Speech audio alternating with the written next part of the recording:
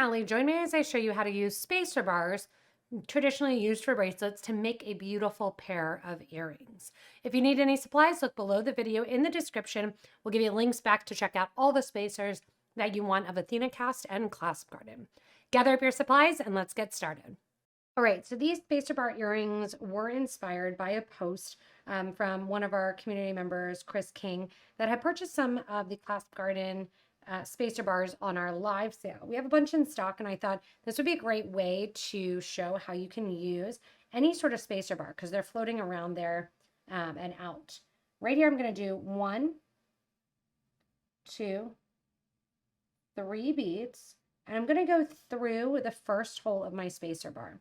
This spacer bar is a 7-strand spacer bar, and it's the Claspgarten variety. They're traditionally used to separate out strands of beads for bracelets, or used even for necklaces.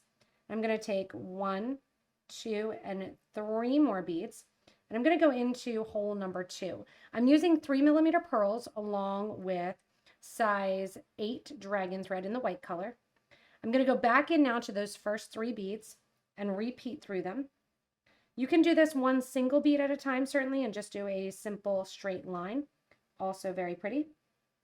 Back through all 3 beads and back over to the opposite side. You can do a stop bead if you want to. I'm just going to hold the end of the thread there. Making sure these form like a little triangle.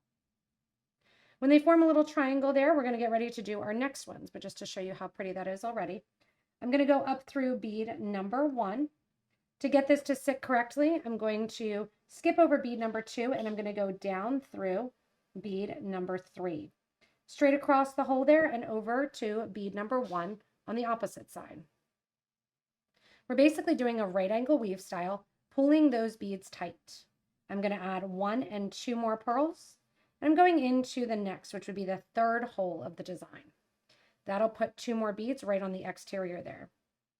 Add 1 and 2 more of your 3mm beads. Go back to the first side and go through bead number 3 again and that hole right after, as well as go to the other side and go through bead number 1 of that grouping of 3. Pulling that nice and tight, you can get and see how that's pulling those into that triangular design. We're going to skip over bead 2 of that triangle of 3 and go into bead number 3. Straight across through that same hole and out through bead number 3 of the triangle on the bottom. Pull nice and tight. From here, same thing. We're just going to continue with each hole, adding 2 beads, going through it, coming out through, whoops, not attaching to our pliers, coming out through the opposite side here, adding 1 and 2 beads there as well. Going down through bead number 3 of the triangle before, as well as straight through the hole, straight through the bead on the opposite side. Getting that locked in there. Then nice and tight with a nice and tight pull. And see how that's creating just that simple right angle weave design. From here, go through bead number 3 of the triangle and up through bead number 3 of the triangle on the opposite side. And that's it. We're going to continue to do this the whole way up through all of our 7 holes of our piece here. Again, if you don't want it to look this wide and you just want it to look like the pearls are on the side, you don't have to do 2 rows. You can just do 1 bead at a time and have 1 bead on the side of the piece. Going through here then, it tightens it up and continue on until you get to the bottom. Once you get to the end of the design, you're coming out the last hole there, right at the edge. And what I've done is added 3 or 4 pearls rather than just adding 2. And I've gone from the outside, from the thread here, if you're looking at it on the right-hand side, out of that pearl on the right and into the pearl on the left-hand side. What this does is it takes 3 pearls or 4 pearls and just kind of sets them right there on the top. Now in the sample design, you can see what I did did 1 of my 3s, 1 of my 6, and another 1 of my 3s just to change up the design. What I'm going to do now is go back up through beads number 1 and number 2 that we just added. And we're going to do our wire guard. So a wire guard is a piece of curved tube basically that is open. It's like a horseshoe shape, and it's going to stop your thread from coming through and out your ear wire or a jump ring. And in addition to that, it keeps and protects your thread from rubbing on metal. I'm going to go down then, wrapping around that and down through the beads on the opposite side. And you can see that adds just a nice way to connect to an ear wire. These look great also for wedding jewelry and just summer in general. From here, you can go back through and reinforce one more time. You could even add a little crystal on the top if you want to. I'm going back through that center bead, bringing this towards the middle. I'm going to go down through the design towards the bottom to add my bead at the bottom. Once again, this is just kind of an idea to use with these spacer bars. There are so many different ways that you can go in and enjoy this design.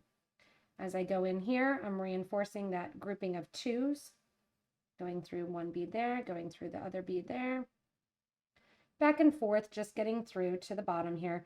When I do this, I always make sure that my thread is consistent. So if it's going toward the front of the design, I continue toward the front of the design. If it's going towards the back of the design, I do that as well. Of course, it just wants to wiggle there and not go through. In that case, I'll go up and around. Go and turn the piece towards the back. Wiggle it around to see where it wants to go through or not go through. Pull it out after the pearl if I need to. Wiggling that through. Drop your thread and needle down then towards the base, and I'm going to add just that same design along the base of the piece.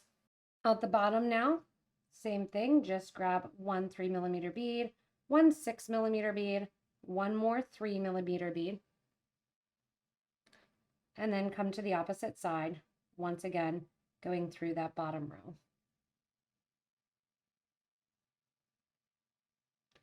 And that just gives you such a beautiful high-end look for an earring. I'm just going to stick my ear wire on, and it's perfect for an everyday, honestly, that you can dress it down or dress it up. Keep in mind, the spacer bars come in all different lengths and different settings, some with crystals on the top, some without, and it just adds a nice element to the design. So explore the category, see which ones of the bars we have, and have fun creating. Thanks so much for joining me in creating these spacer bar earrings. Again, they can be used for the center of a necklace, a pendant, and really, really enhance the design by having that bezeled crystal look. And they're so easy to work with since the hole's already there. Remember, if you need any supplies or want to check out the Athenacast and the Claspgarten Spacers, go ahead and look below the video in the description. We'll put links there to get back to the site. As always, we love to see your work, so make sure to share it in our Facebook group for beading and jewelry making. As always, thanks so much for watching, and stay tuned for more inspirational designs.